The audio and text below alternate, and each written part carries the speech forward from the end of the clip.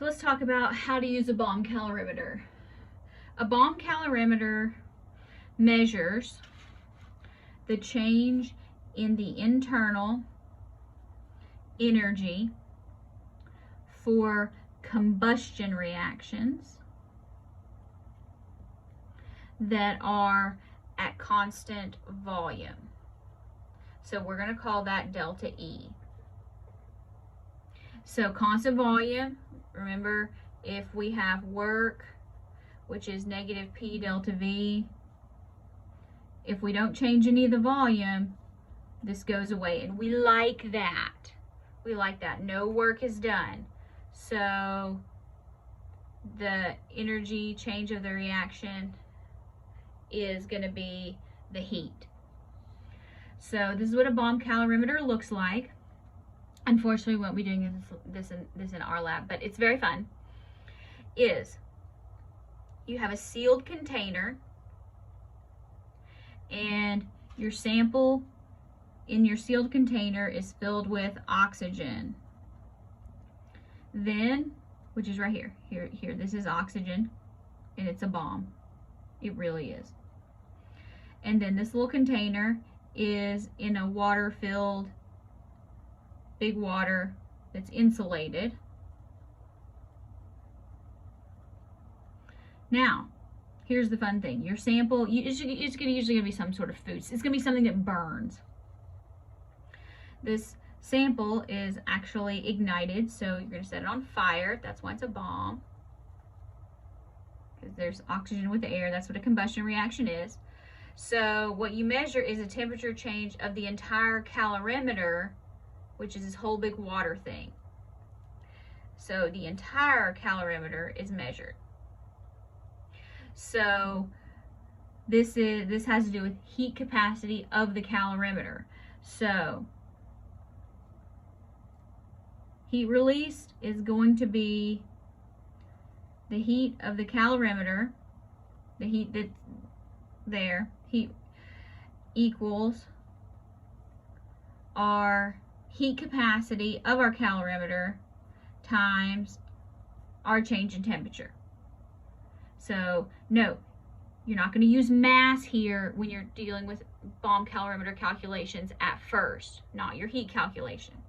So now our calorimeter is insulated.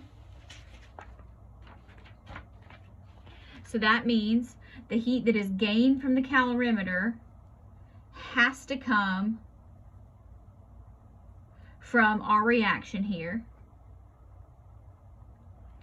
And our heat of reaction is the same as delta E because no work is done.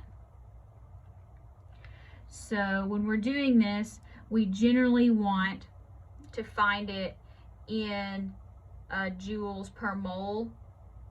Here, so you divide by the number of moles in the sample. So here is where you're going to use your mass. So you're going to need your mass of the sample. So you have to be really careful here with when you're doing bomb calorimeter calculations as opposed to a different type of calorimeter calculation. So this is only for combustion reactions. It has to do with the bomb calorimeter. So again, when you do this on the homework and when you do it on a test or a quiz, you have to be able to know the difference in which equations to use and apply. So let's actually try this. These are actually not hard. You just need to do them in, I think it's 4 steps. So we have a sucrose sample and it weighs 1.01 grams. We're going to burn it in a bomb calorimeter. The temperature of the calorimeter increases by this much. Find the internal energy per mole for the combustion in kilojoules per mole.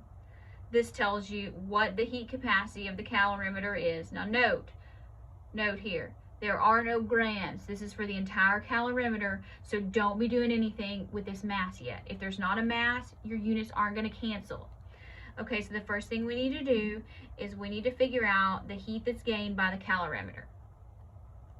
So that's going to equal your specific heat of the calorimeter times the temperature change. So again, these are easy. You just have to do them in the right steps. So it is 4.90 kilojoules per degree Celsius times delta T, 28.33 degrees Celsius minus 24.92 degrees Celsius. Now, when you're burning something, the heat of the calorimeter, you should always have a positive temperature change. If you don't, just flip it back around.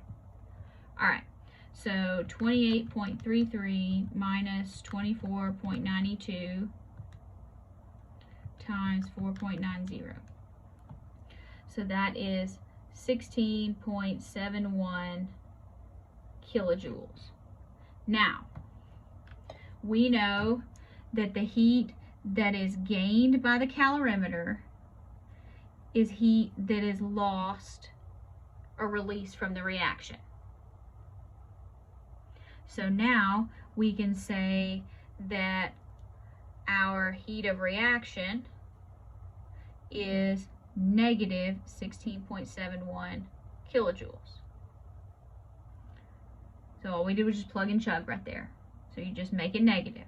So that's important because heat is released from the sucrose. That's what we're trying to find out. That's what the system is. The calorimeter is only surroundings. Now, it wants it in kilojoules per mole. Now we use the mass. So here you need to do a calculation, 1.010 grams C12H22O11. Now we need a molar mass.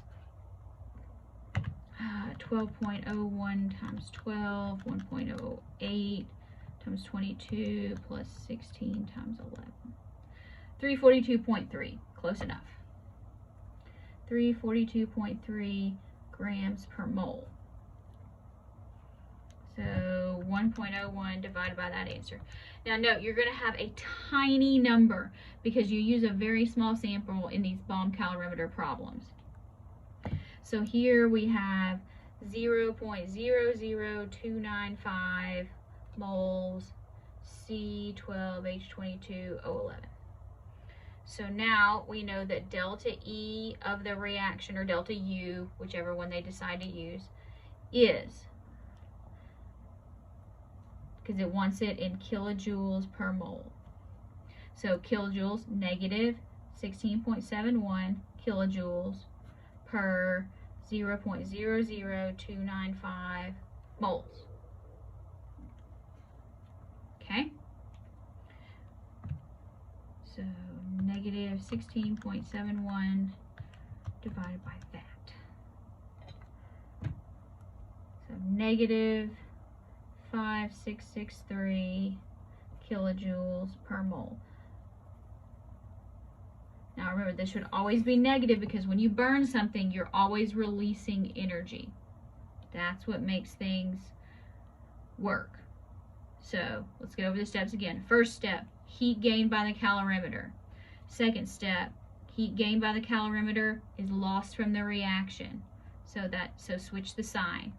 Next, calculate your moles of your sample. Do not use mass until you get to step 3. Then take Q reaction divided by moles. So here you can say Q reaction divided by moles. There you go. So delta E should always be negative in a bomb calorimeter equation. Let's try it again. We'll try a few more examples.